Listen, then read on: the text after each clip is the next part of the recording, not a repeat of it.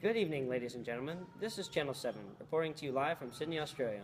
Just a few hours ago, Prime Minister Kevin Rudd apologized to the Aborigines in Parliament for the mistreatment and the injustices they have had to face at the hands of the Australian government. Here's Channel 7's Florian with live footage of the speech.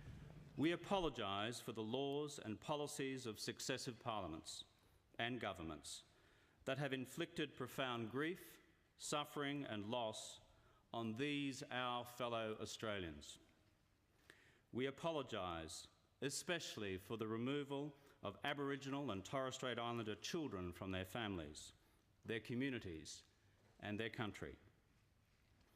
For the pain, suffering and hurt of these stolen generations, their descendants and for their families left behind, we say sorry. It's hard to believe that it's been more than 200 years since British colonists came to Australia. The European side of the story is one everyone remembers, but it's often easy to forget what the indigenous people of our continent went through.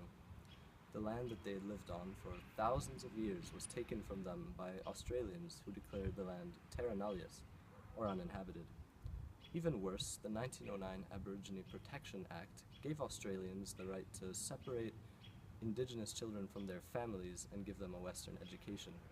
Yesterday, our government apologized not only for racism and the taking of Aborigine land, but to the lost generation that their policies created. It was an emotional speech for the whole country. Was it really enough? I interviewed Alison Collier, an Aborigine woman, to find out. How did the speech impact you?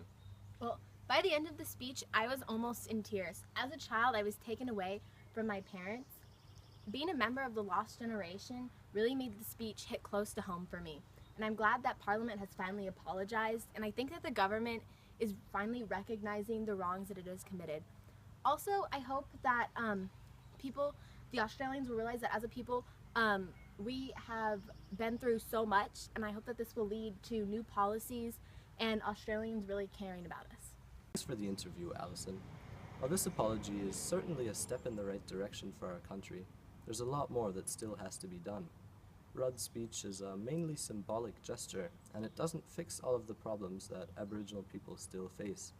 We interviewed an Australian politician, Grace Getchell, to get a different perspective on the issue. What did you think about Kevin Rudd's words? Well, Florian, today is a proud day for our country. After many years of oppression, we have finally admitted our wrongs and apologized for what we did. The past isn't the only problem, however, and there are many issues that need to be resolved before Aborigines can enjoy the quality of life of that of an average Australian. What we really need to do is introduce new policies and reforms to better the standard of living for our Native people. The speech was more of a symbolic gesture, and we need to take action behind it to back it up.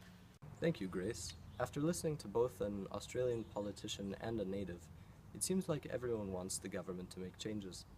While racism and discrimination are less of an issue today, most people agree that the Aborigine standard of living needs to be increased. A recent study showed that 16.6% of Indigenous people between the ages of 15 and 64 were unemployed. That's more than 3 times the rate for the country. Over 60% of Aboriginal employees were at lower salary levels than the average Australian. Solving this issue seems like a difficult task and will most likely require new laws and policies to be implemented by our Parliament.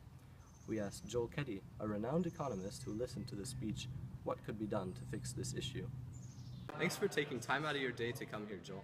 No problem, Florian. So what do you think about today's speech, Joel? Do you think it's going to have any impact? Kevin Rudd's speech definitely made a lot of people rethink the current situation. Economically, Aborigines are statistically poorer and suffer from unemployment more than their fellow Australians. I think that education lies at the heart of the issue. Lots of Aboriginal people are living off government aid, and that won't change if they can't earn their own money. To get these jobs, they will need to have better educations.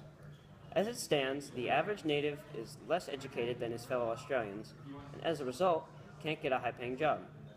Instead of spending tax dollars on welfare, the government should work to improve Aboriginal schooling systems. While the speech might have been a step in the right direction, it didn't actually change the problems that the Indigenous people face. Kevin Rudd said that he would heal a nation, and I'm curious to see if his claims will really be acted on. Thanks, Joel. Today, the government made a huge step by admitting its wrongdoings and promising a brighter future for the Aborigines. While this apology handled the past, it's time to look at the present and the future to improve the Aborigine standard of living. The question now is how. How will Parliament reduce unemployment and poverty rates among our natives? While the answer seems to lie in education, only time will tell if we'll see any improvements in Aborigine living standards in the next few years.